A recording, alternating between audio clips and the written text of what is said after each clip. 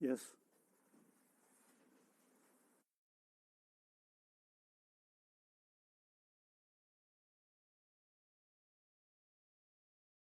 Microphone, Janis. Good morning, Your Holiness, Tashi Deleg.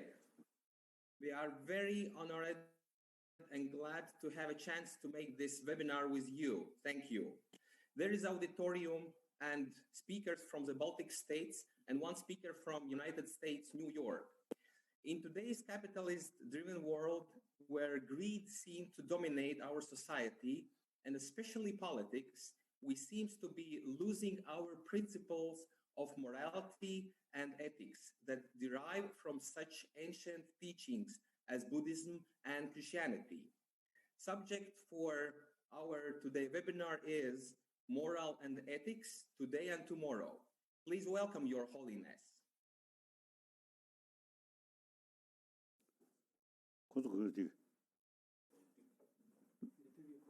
Lithuania. Latvia. Right. Latvia.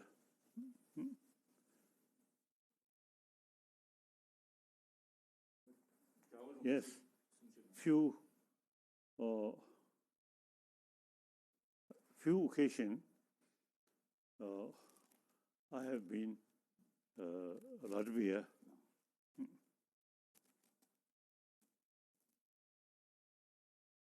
The reason I usually give some teaching, some Russian Buddhist mainly. And then in Delhi, after I give some teaching, some Russian, then one Russian approached to me. You see, there are number of Russian who want to get some teaching from you, but usually, you see, come to India, very expensive. So number of poor Russian, you see, cannot come. You see, that one Russian sort of expression to me, I very much moved. So then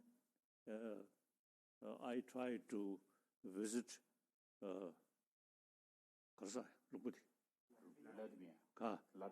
Latvia.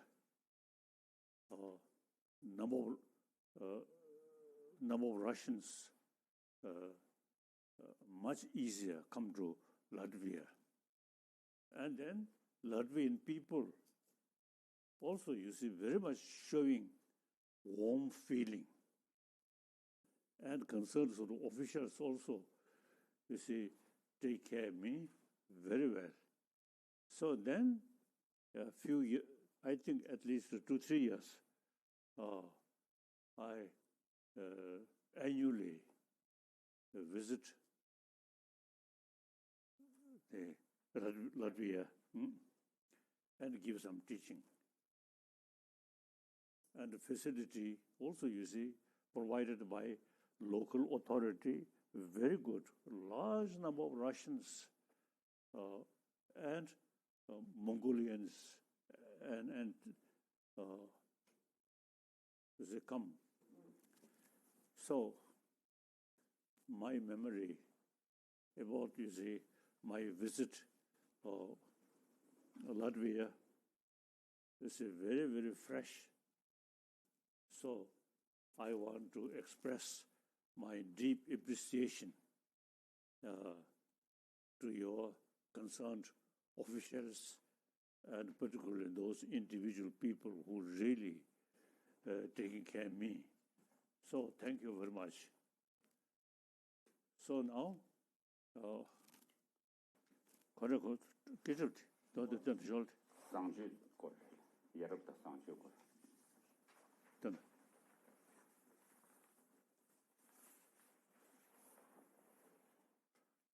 So now, topic, moral and ethics, today and tomorrow.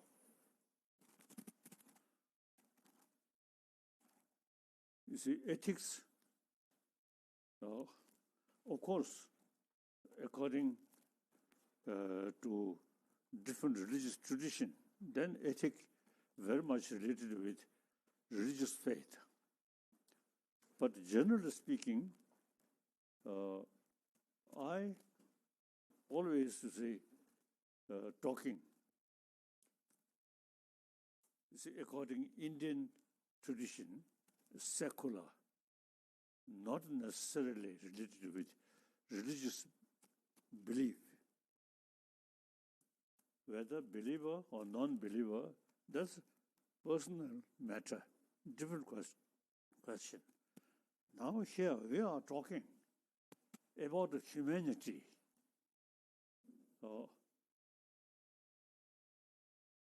Practical level, now here on this planet, around 7 billion human beings. We are same human being. We have to live together on this planet. So now, sometimes in the past, you see several years, you see, we human beings, you see, too much involve violence, war,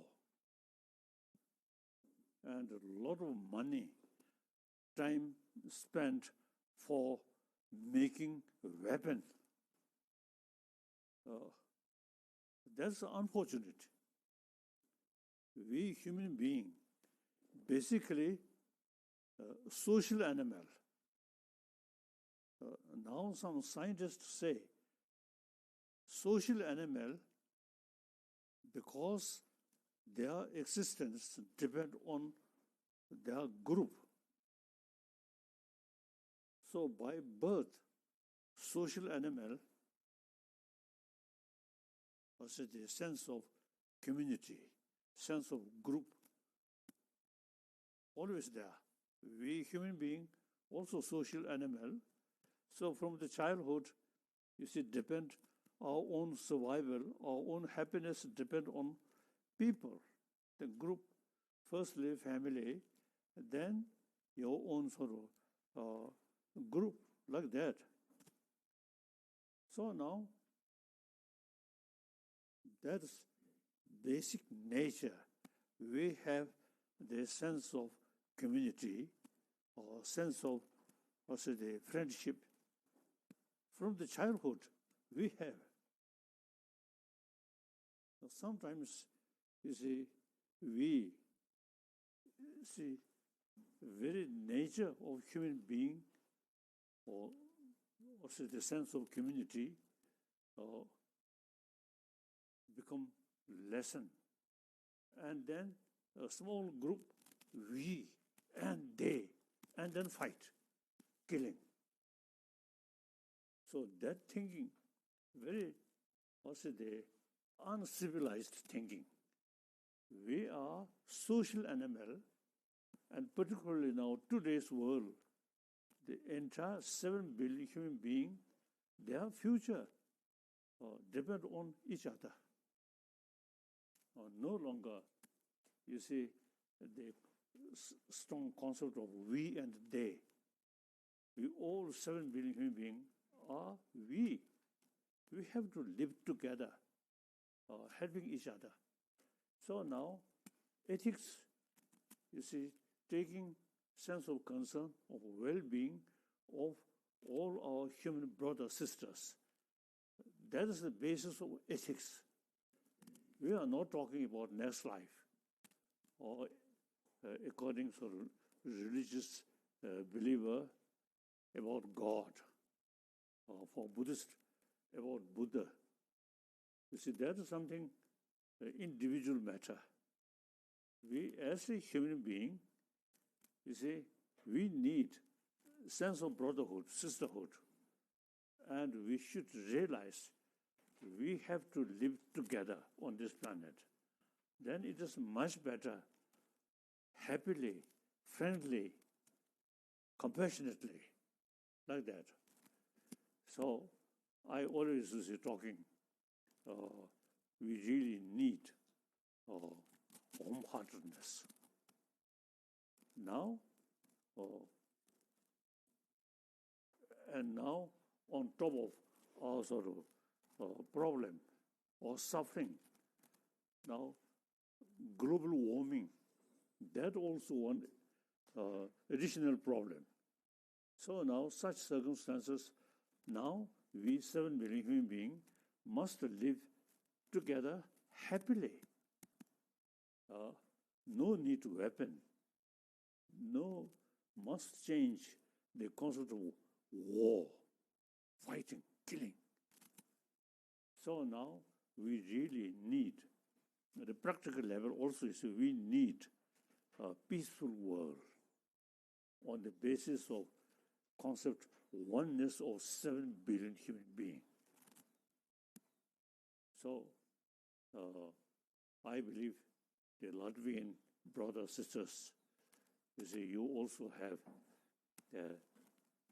great potential to make a contribution regarding promotion of oneness of 7 billion human beings and live together and a sense of brotherhood, sisterhood.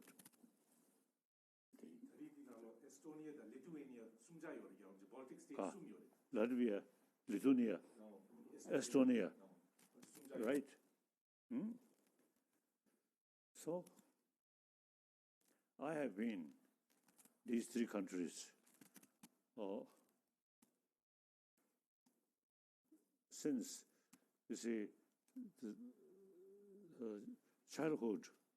I found, read pictorial books, and then there's a book about Second World War. I look, and then Baltic States, 3 Baltic States.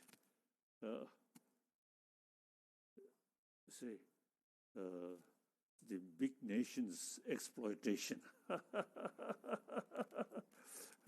So then, later I have the opportunity to visit. I feel very happy. Now things are changing. So now moral ethics is I think, the ultimate source of happiness among the humanity. And I emphasize we need sense of oneness of 7 billion human beings. We have to live together on this planet. Now, concept of war is outdated. Making weapon, outdated. Waste of money, like that. So now, okay. Now some questions. So sometimes I feel the smaller nation have better opportunity to create peaceful world. Okay. Now some questions, yes? Thank you, Your Holiness. Now a question comes from Lithuania, Member of Parliament, Mr. Andrius Navickas. Welcome. My question is, what is the biggest lesson and gift of a pandemic to His Holiness himself? Thank you. Now, this illness is a number of people suffer. So I'm one of the human beings. So when my human brothers, sisters suffer because of this illness, I feel much concerned. And in the meantime, during this period, number of nurses or doctors really dedicated or helping humanity. So I really admire. I'm a Buddhist monk. Daily my prayer, especially think, thinking about these, also the patient who got this illness.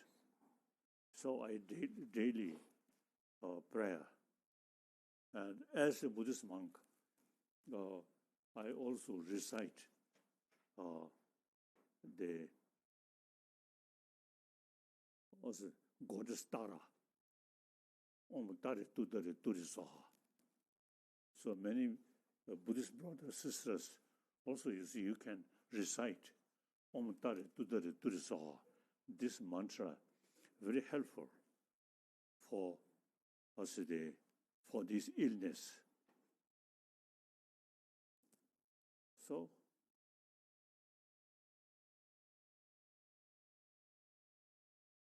next question comes from Latvia.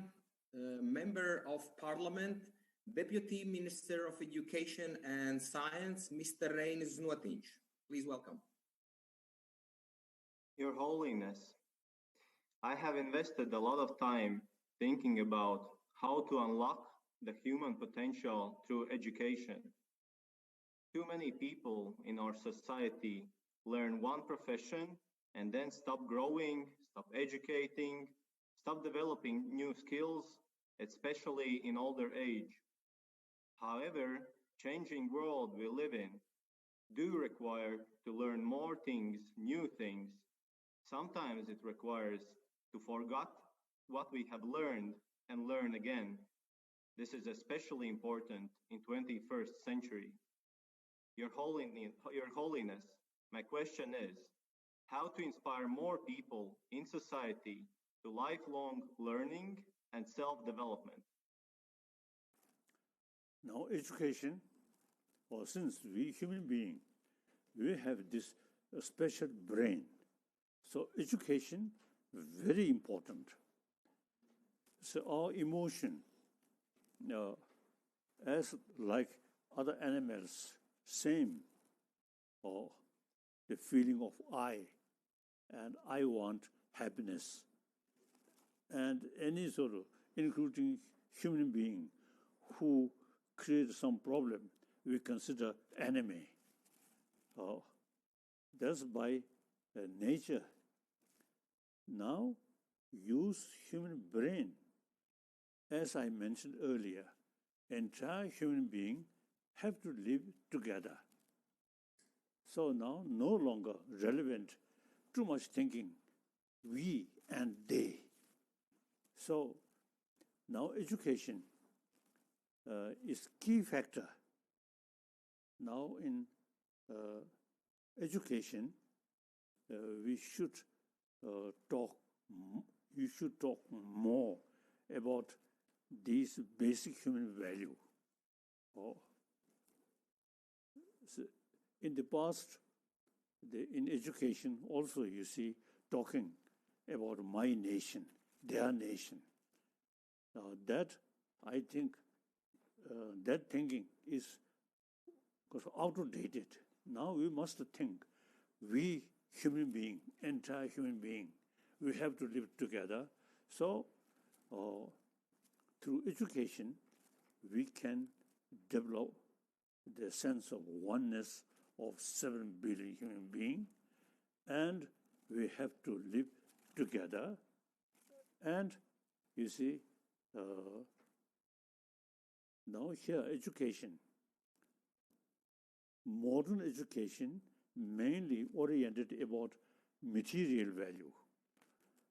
Now here, the Indian ancient education about brain, about mind, and over 3,000 years, India have the tradition, ahimsa, non-violence, and then karuna, compassion. Now these two things now should include in modern education sort of subject. Not talking about religious thing. Simply, now scientists, my mind, very much scientific-minded person, because I study Nalanda tradition. The Buddhist Nalanda tradition always use reason, not belief. Buddha himself, you see, made it clear, oh, my follower should not accept my teaching out of faith, but rather thorough investigation and experiment. That's a very scientific way. So therefore, I have very close sort of connection with scientists. Now, more and more scientists now thinking about mental health, peaceful mind, not as a religion, but as a part of a question of our health, physical health, very much related with mental health. Peace of mind automatically, you see, carry peaceful life. So, in order to transform our mind, more peaceful mind, the education very, very, very important. But not talking about God, about Buddha, simply how to build happy humanity, compassionate humanity. These days, I'm sort of talking the physical hygiene, important, but more important, emotional hygiene or mental hygiene, like that. So, education, very important. Now, in education field, should include education about our mind, about our emotion, and how to give peaceful mind. So that's I usually call mental health. That I think modern education, something lacking. Okay. On scientific basis, some education about how to develop peace of mind. Okay.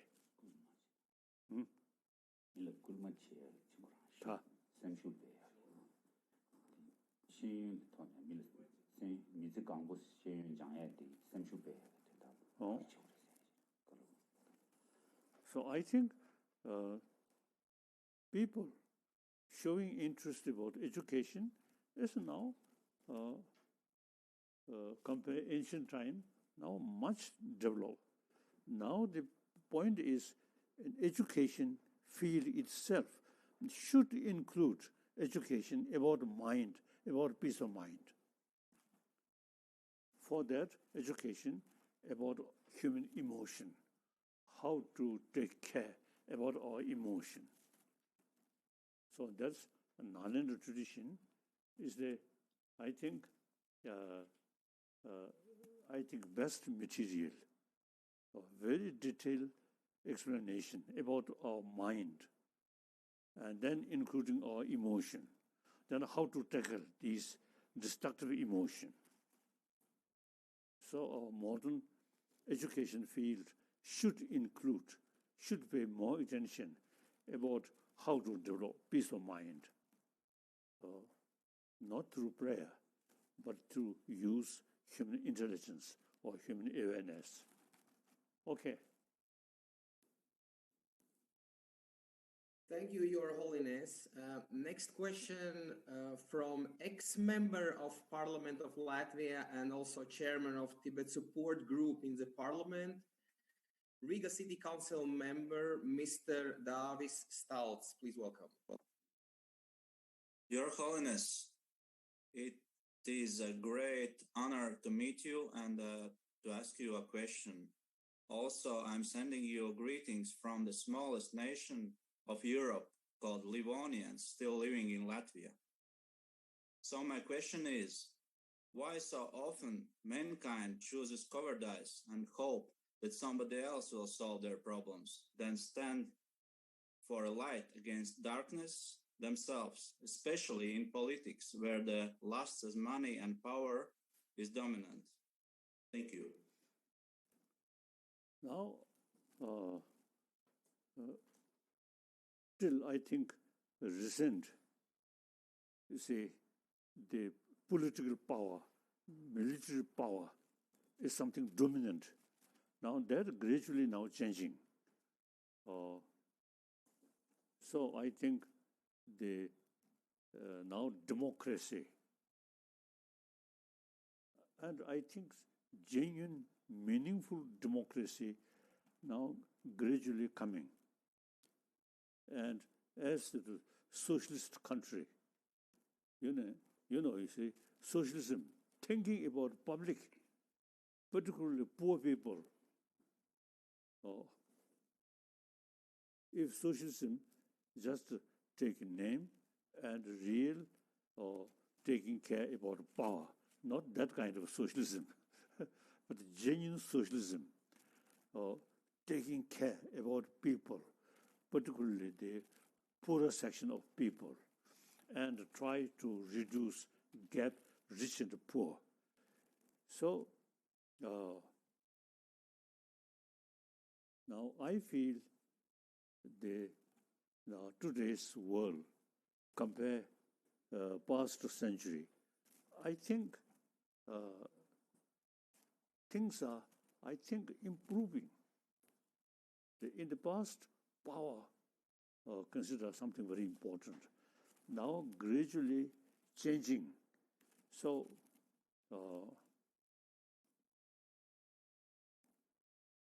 now genuine socialist thinking. So you yourself taking full care, not sort of waiting some kind of order. No, everybody work together and think also the well-being of all people, and especially poorer section of people, work together. Now we really need genuine socialism based on moral ethics.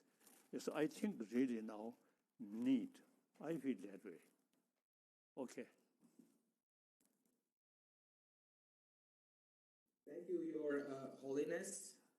Next question from member of Riga City Council, Mr. Walter Berg.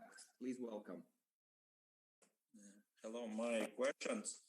But do you value more the intelligence of emotions or the mind?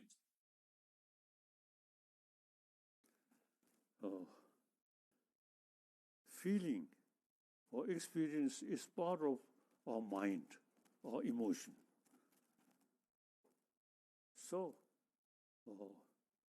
as I mentioned earlier, according to the Nalanda tradition, a very detailed explanation about main mind and what called, I think, something like sub-mind. So there are very detailed explanation. So feeling is part of mind.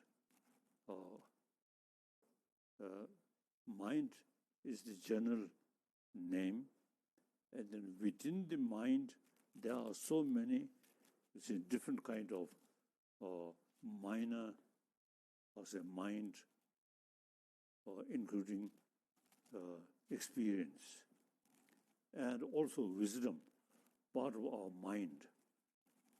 So now it is important, you see, to study, to get some lesson, not as a religious matter, but simply knowledge about our inner world. So there are some good books.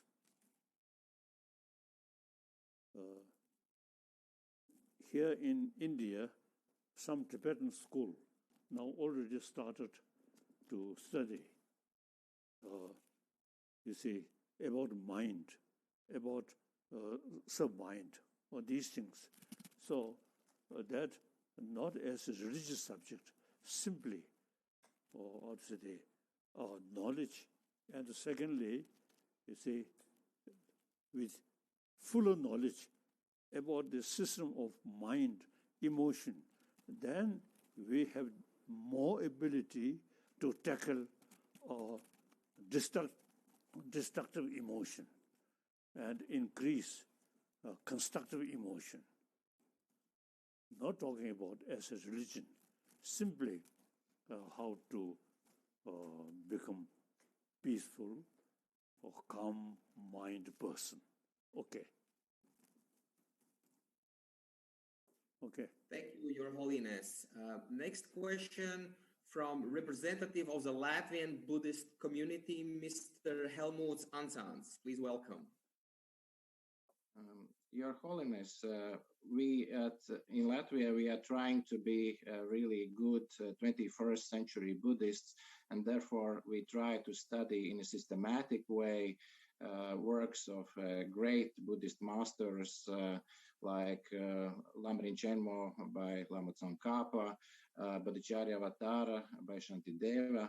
But certainly this pandemic time, it shows that it's time more for practice to apply what we have learned. And therefore, my question is, how in this period of time when we are faced with so much of a hypocrisy, infringements of freedom of speech, which we see from some state and political leaders, from certain big tech companies, social platforms, and even mainstream media.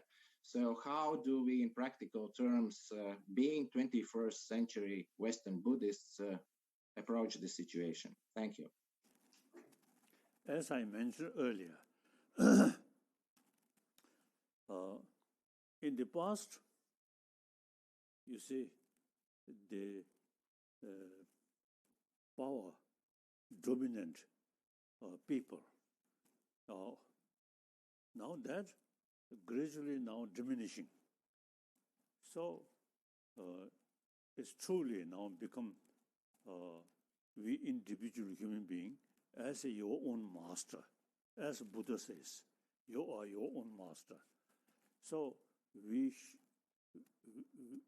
should utilize all your own power, not depend on other sort of order or propaganda. Simply use your own wisdom, your own mind, thinking for that monster day. So these distorted information and then some restriction about freedom of speech. Now these gradually now changing. So public education, through education, more knowledge, then you see, as I mentioned earlier, we really now create democratic socialist the community. So now I feel I'm now quite old person. Now I know, I noticed First World War, Second World War, like that, and I have sort of contact a lot of sort of the different, friend or different field, including science. So overall, things are changing better because basically education much important. Then you see the information. Now today, someone you say want something to telling or to do something different, but the televisions or personal mobiles. So now you see everywhere. You see the source of information. There are now under such circumstances, you see people who want to distort information. Eventually, they themselves become disgrace or telling liar. So even big nations, You see, lying. Now people getting more information, so things are changing. I feel within my lifetime, I think because of education, because of information, and wider sort of contact with each other, so I think things are much improving, I feel. Okay. Thank you, Your Holiness. Next question from United States, New York. Executive Director and founder of the We Can Save Children Foundation, United Nations Economic and Social Council representative, Grammy laureate Hollywood actor, Mr. Vincent Lim. Please welcome. Thank you. I'm deeply humbled and honored to be here and want to thank Your Holiness. My question for Your Holiness, how do you think we can move forward as human beings, respecting each other's beliefs, and while still championing peace and human rights that not everyone sees as universal? Thank you. As I already mentioned, you see, whether we like it or not, we have to live together on this planet. And you see, concept of different nation, different religion, different color is secondary. Secondary. Now, important is we are human beings. We have to live together. So that's the reality. Then now here, the gap rich and poor. This also very, very unfortunate. We have to think, we have to work, reduce this gap rich and poor. Economically, poor people automatically less opportunity study or doing something. So as I mentioned earlier, socialism is, I think, wonderful. Now, meantime, socialism based on moral principle.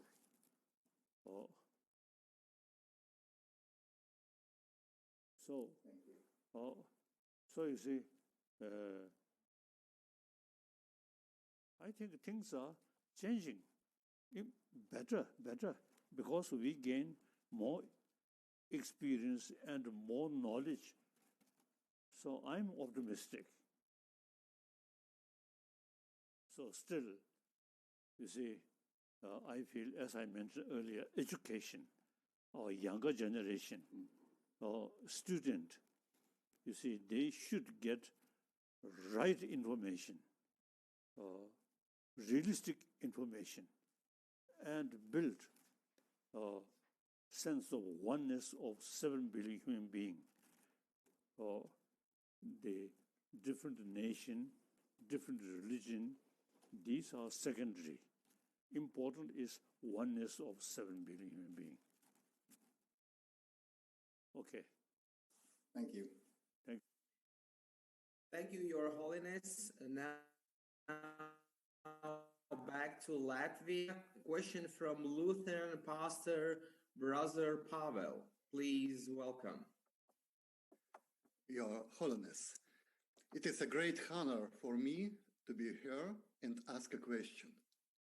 Today, it is often said that traditional religions will be forced to transform in the face of rapid change in society.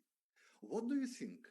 What is the future of ancient spiritual traditions, Christianity and Buddhism in the 21st century? Thank you. Yes.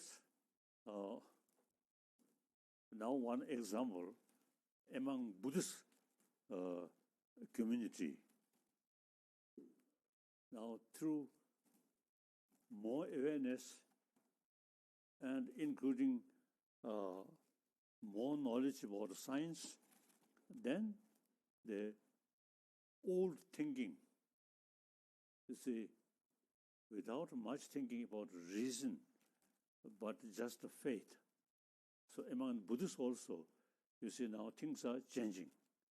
Some of our traditional sort of way of practice now more modernized Buddhist now thinking, questioning. So similarly, our religious brothers, sisters, Muslims and Christians also, you see, now time come, you see, we have to think more intellectual level, not just carry faith like that. So, so things are changing. These days, I give some teaching about Buddhism. I never sort of repeat the old way of sort of teaching. Many things take for granted. Now that's no longer there. So you Christian brothers, sisters, also you see now should think more scientific way, and all religion main sort of message is loving kindness. God itself, I think Christianity, I feel God is like our Father, the creator of whole world. So that creator as our Father, compassionate sort of being. So we are children of that kind of Father. So we all children of the loving kind sort of Father. So we should develop genuine sort of sense of brotherhood, sisterhood. We have to live together. And there are different philosophy, different concept. That is within one religion, there are some different sort of explanation or different views. But more the important thing is because of the loving kindness. So all religion, you see, same message. Use different philosophy, different concept. So all major religious tradition, on that basis, we can work together. In the philosophical field, there are differences, but all carry message of loving kindness, same. And Christian brothers, sisters, you see, your life, contentment. So these are real sort of message of our religious practice, like that. So I don't think, you see, time change now to the 21st century. I think these basic religious sort of concept, I think still very much relevant. Some ritual that now sometimes necessary to change. In Tibetan Buddhist tradition, too much ritual, I feel meaningless. I really feel like that. So Christian brothers, Muslim brothers, also you see too much sort of ritual thing. That I think now I think should think reduce. And then I think one of my commitment is promotion of religious harmony. So I respect all different religious tradition because all carry same message of love that we human beings need. and a different concept, different philosophy is individual matter, like that. Okay. Thank you, Your Holiness. And there's a couple of questions from my side. In Latvian schools, the teachings of ethics is in the first 3 grades and not in all schools. In today's stressful time, when morality and ethics have to contend with hypocrisy, how important would it be for children to lay the foundations of ethics in every school and by the end of it? Because what will the world be like without ethics and morals? Thank you. As I already mentioned, basic human nature is more compassionate because we are a social animal. Sense of community and sense of concern of our community. So therefore, you see, that is the basis of all religions. So we should take the essence, the philosophical view. There is Creator, there is God. Buddha say no God. That's something. The method. The important is all different religious traditions carry same message of love, message of forgiving, where the practice of genuine loving kindness, then forgiveness automatically come. So therefore, now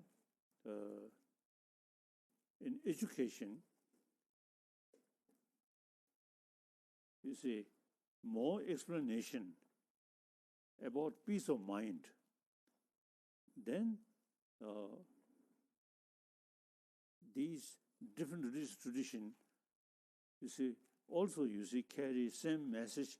So different philosophy is according different, also the tradition or different sort of cultural heritage. You need a different kind of explanation. But the essence is all religion is same. Now, I really learned and admire India, one of the most populated nation. And as a matter of fact, all different religious traditions of this world together here, of mutual respect and mutual learning. So I think whole world we can live together and a different religious tradition, mutual respect, like that. So, like our next neighbor, like Gaza, Syria, and also to some extent Afghanistan, in this area, even you see same Muslim, but again you see make distinction, also the Sunni and Shia. These are due to lack of contact and a little bit narrow-minded. Look, India is example. All different tradition and non-believer, we have to live together. So much better mutual respect. So we can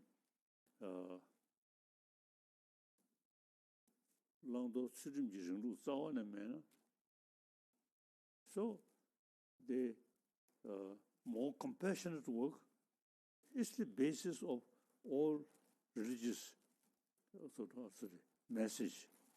So without that, humanity will never be happy community. So sense of brotherhood, sisterhood, on the basis of as a kind heart, not as a religious matter, but in order to be a happy person, happy community, happy family. So these are basic value. So these are we can propagate or improve through education. Okay. Thank you, Your Holiness. Next question is how to distinguish between what is at your capacity to change and accept the things that are not.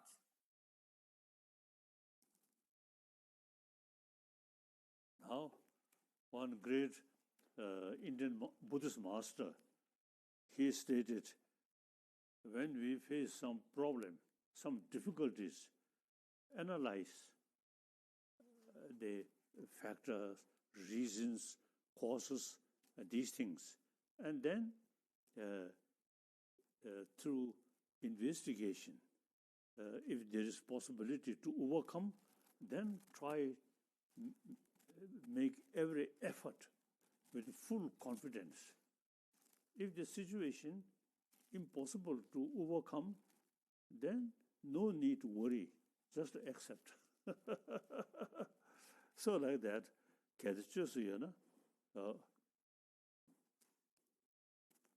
so suffering, for example, suffering or something, if there's a way to overcome, then you must make effort. If there's no way to overcome, then you should accept. Okay.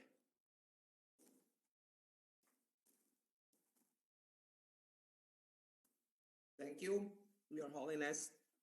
Next question is, how can we find our inspiration and true purpose in our life? 그래서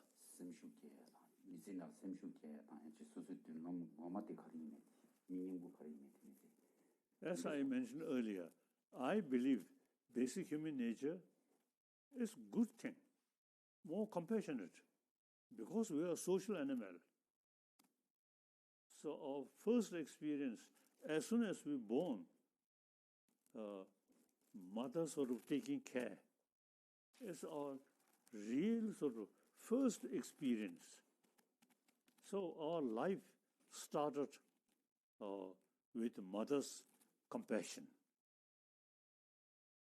So therefore, and then now, according to our scientific sort of research, scientific sort of view, peace of mind is, you see, key factor for healthy body. So through education, we can teach people you should have warm-heartedness. Religious belief is a personal matter. The Indian word secular ethics, without religion, simply be warm-hearted person. That's secular ethics. Okay. Then next. Thank you, Your Holiness. Question is, what is the relation between physical and mental wellness, and how do we obtain a balance of both?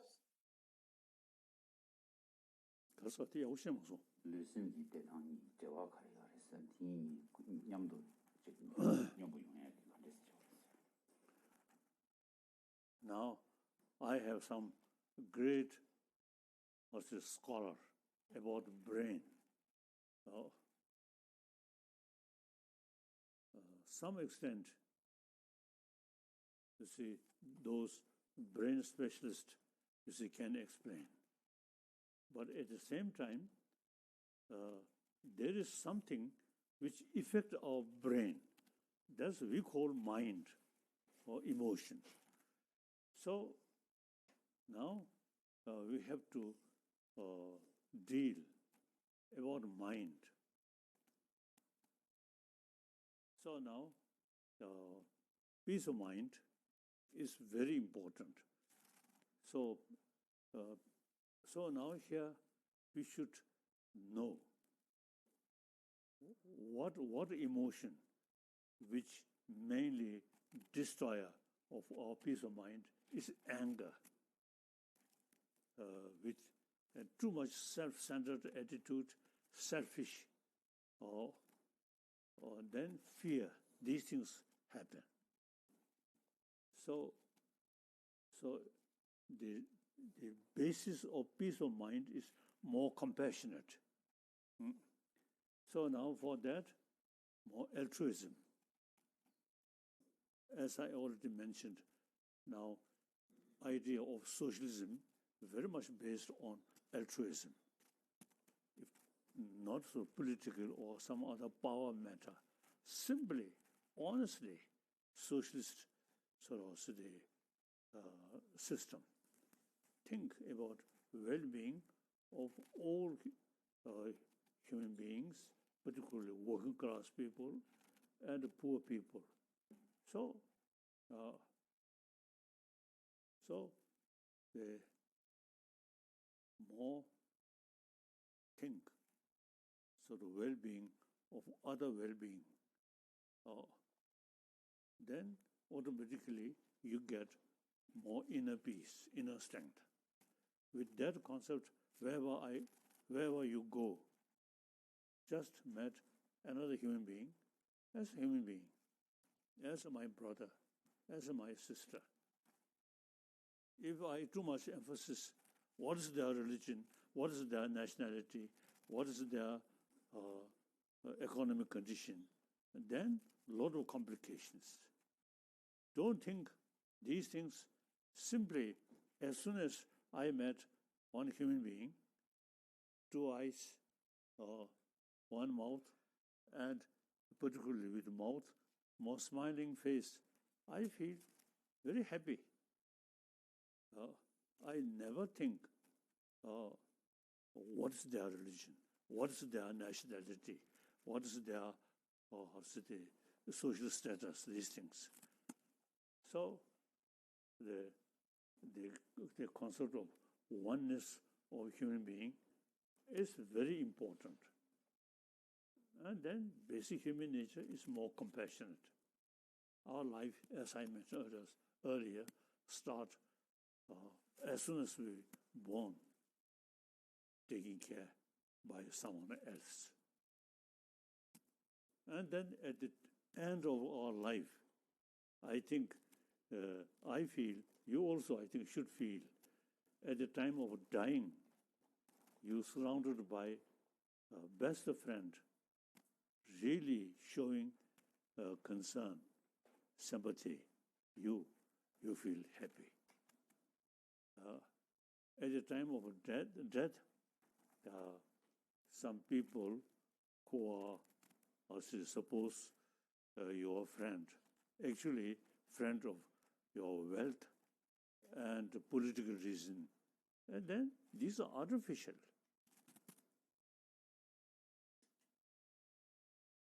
So you see people who really thinking your money, and then at the time of your dying, some people surrounding you, you see, their main sort of thinking is how to get some wealth from that dying person.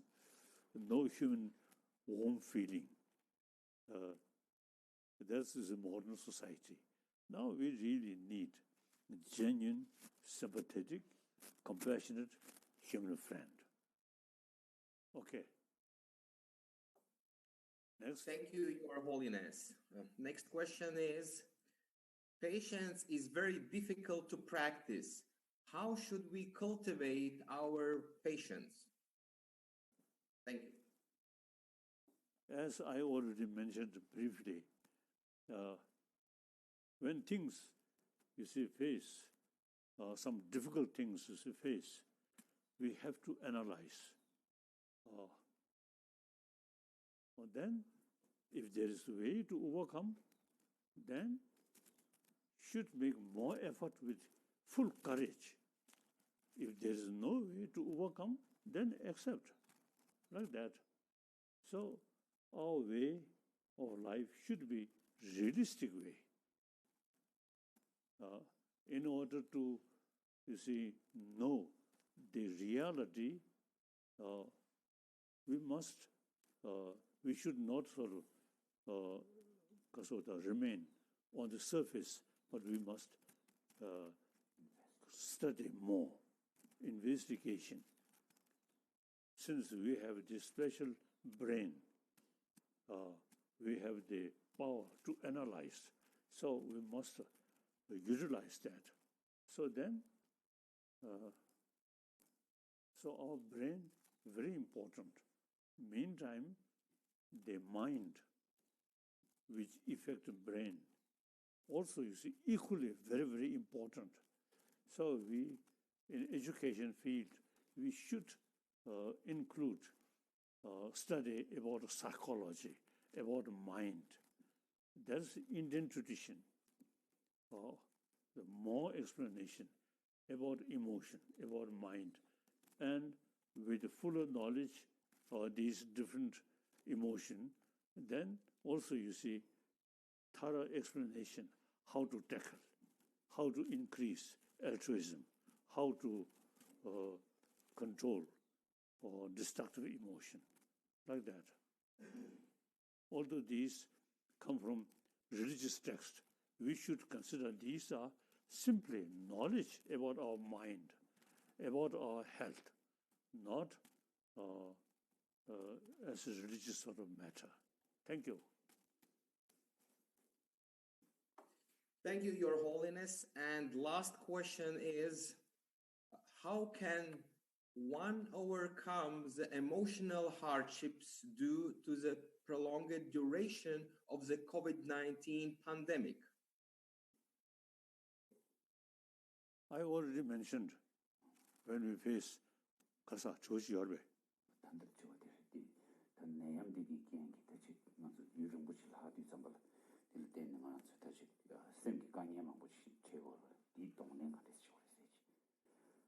As already I mentioned, you see, when some difficult, including illness, come, analyze whether there is a way to overcome, then make work hard, with full confidence.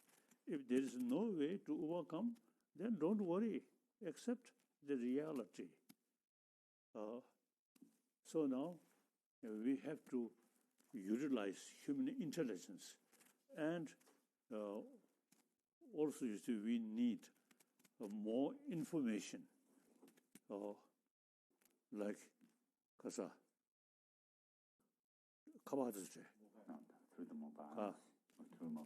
through mobiles or these things. You see, something happen. You don't remain just to worry. No. Investigation, and listen. You see, different advice. Thoroughly investigate.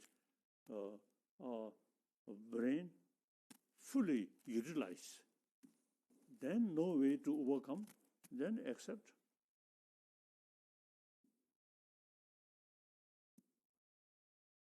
So now, modern time, we have the source of information is now much sort of available. Very good. In ancient time, one villager in a remote place, something happened, then they simply worry. And sometimes you say, pray to God. Now, today, modern world, we have a lot of sort of source of information and study, like that. Okay. Thank you, Your Holiness. And finally, Member of Parliament and Chairman of Tibet Support Group in the Parliament of Latvia, Mr. Uldis Budritis, with vote of thanks. Please welcome Mr. Budritis. Yes, thank you, Your Holiness. It's truly a great honor, and I'm truly humbled. I think on behalf of everyone here, I can thank you for today. I think this meeting is about spreading a message of hope, a message of tranquility, compassion, as you said, and peace, and friendship. Even though we are on the other side of the globe, we can celebrate this. As chair of the Latvian Parliament's Friendship Group for Tibet, and I think on behalf of my Baltic colleagues and everyone here, I would want to state that you have friends here, Tibetans have friends here, and we understand the struggle by which Tibetans have to live day by day. We had the same situation years ago, as you know, and you mentioned briefly earlier. This means being stripped away from the fundamental freedoms that we somehow take for granted on an everyday basis. I would want to tell that on a political level, we support the need for a dialogue in a sense that the peoples of Tibet get their constitutional right of true, and in this sense, I mean true autonomy. But we received your message, we hear you, we learn from you, and as you see us here, we stand one and united in favor and in support of freedoms and mindfulness and especially your teachings. So thank you again very much for this meeting and the opportunity. And thank you for educating and for sounding the bells of freedom and peace to everyone. And all in all, making the world a better place day by day. And lastly, I hope that one day, the day will come that we will be able to strengthen this friendship on the grounds of free Tibet. Thank you very much, Your Holiness. I'm truly honored and humbled. Thank you. Thank you. I very much appreciate you really showing your sense of concern about Tibet. Thank you very much. Thank you, now, Your Holiness, for your time. Now, you see the political matter about, I think 10 years, I completely retired. Now I carry, regarding Tibet, I carry the main responsibility to preserve Tibetan culture. I may say mainly Buddhist culture. Now that Buddhist culture originally come from Nalanda since 8th century. I think since 7th century, the Tibetan emperor, you see, very close link with Chinese emperor and marry with Chinese princess. But sometimes I sort of half joke. You see, the 7th century's Tibetan king, he married with Chinese princess. So naturally, he, I think, enjoy Chinese food. But when he saw Chinese letter, he felt too complicated. So he decided to create our own letter, alphabet, or copy from Indian Devanagari, script. So he very independent mind. So he developed our own language with script. Then 8th century, Tibetan king, you see, judging Chinese Buddhism and in different sort of Buddhist tradition.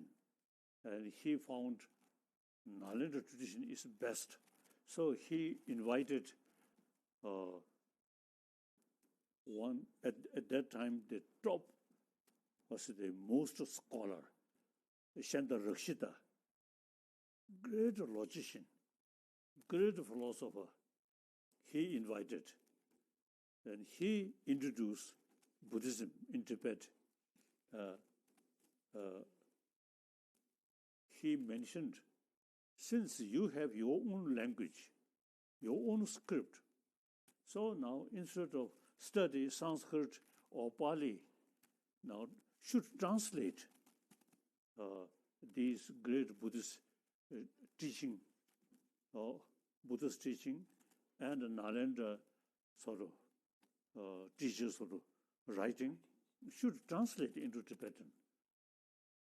As his sort of effort, his guidance. Now, since then, we already have about 100 volumes of Buddha's own word, all translated into Tibetan.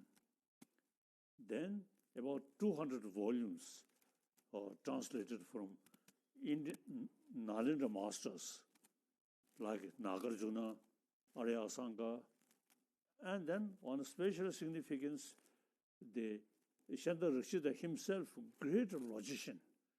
So we translate very important logical text of logic. In Chinese Buddhist text, they not much pay attention about logic. So only available in Tibetan language. So like Dignak and the Dharmakirti, now these, they are sort of logical text, all available in Tibetan.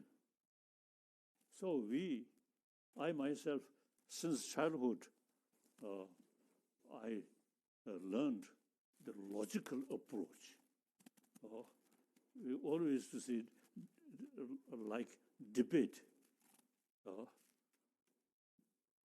The system of debate is when we start some topic and we always want to something wrong answer from them, then we feel very happy to debate. If the answer person who gives the answer is always something right thing, then you have no opportunity much sort of debate like that. So therefore, I think now today's world, among the Buddhist country, our knowledge much based on logical approach. So our knowledge, most profound Buddhist tradition. So my main concern is, it is not only as a Tibetan sort of value, it is a value of humanity. We should preserve this knowledge. Then, and for study these things, Tibetan language is best language to describe these things. The Pali tradition, they mostly, you see, Buddhist teaching. So usually you see everything Buddha says yes, Buddha say yes. That's Pali tradition. Nalanda tradition, even Buddha's own sort of word, we raise question, why Buddha say that? Then investigate. If through investigation, if we find some contradiction, then we have right to reject Buddha's own word. Like the Nalanda master, like Nagarjuna, this is a number of Buddha's own teaching, raise question and reject. So our tradition, like that, always you see important the logical approach. So that now I feel, you see, logical approach. This is something very important. This, I may share with you. Sometimes I jokingly telling some my Buddhist friend from Thailand, from Burma. Sometimes, since we know very well each other, so I have deep respect these monks from Pali tradition. Sometimes I jokingly telling them, "You are Buddhist monk, Buddha student, wonderful, but you not use logical approach." So always say, "Oh, Buddha said that, Buddha said that." But Nalendra, our tradition, logical approach. So you see, you have no teeth.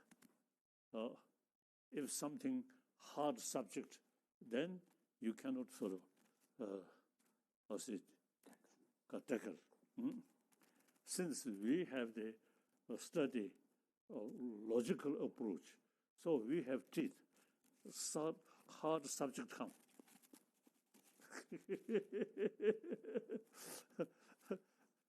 Without teeth, then it remain like that. So, Tibetan tradition, as a ancient Tibetan master, you see, we very much emphasize logic. So, today, I think among the Buddhist country, only Tibetan, we have this serious logical approach. So therefore, Tibetan Buddhist tradition is really important to keep, to preserve.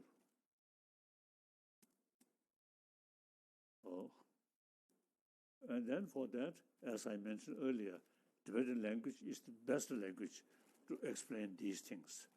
So my commitment is preservation of Tibetan language, Tibetan Buddhist knowledge, except including Buddhist logic. Very important.